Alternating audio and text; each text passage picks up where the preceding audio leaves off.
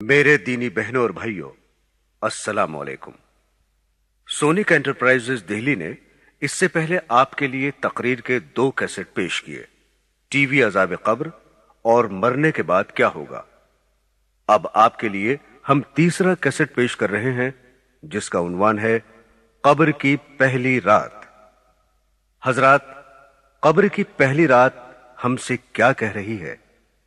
ए गाफिल, मेरे पेश आने से पहले मुझसे वाकिफ हो जा, वरना फिर बहुत पछताएगा।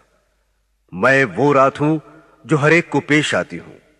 याद रख, तुझको और सबको अनकरीब पेश आकर रहूंगी।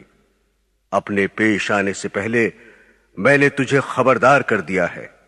मैं खाक के नीचे सख्त अंधेरी रात हूं, लिहाजा रोशनी का सामान और आमाले सालेह का चिराग लेकर आना।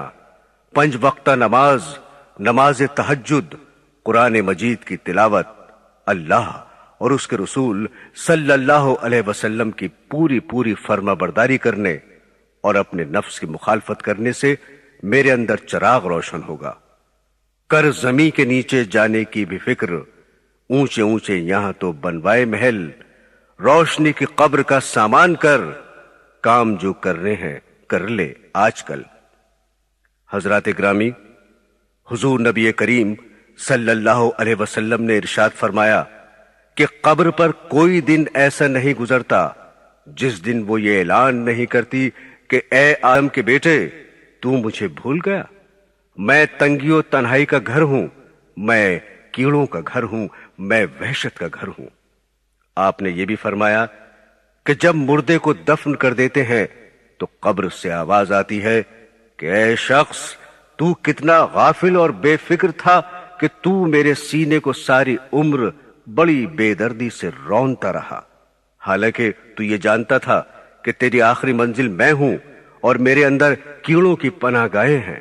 मैं रंजो तकलीफ की जगह हूं, मैं वो हैबतनाक मकाम हूं जहां सिर्फ अंधेरा ही अंधेरा है।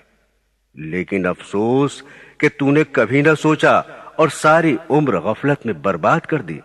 लिहाजा अब भी जाग जा, जरा ख्वाब गफलत से होशियार हो, ना गाफिल हो, इतना खबरदार हो।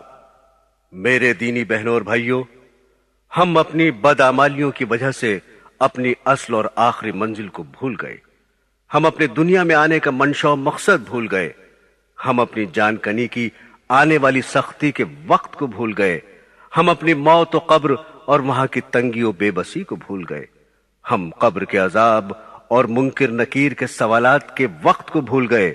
हम कयामत के दिन के हिसाब किताब और खुदावंद ताला के सामने खड़ा होने वाले दिन को भूल गए।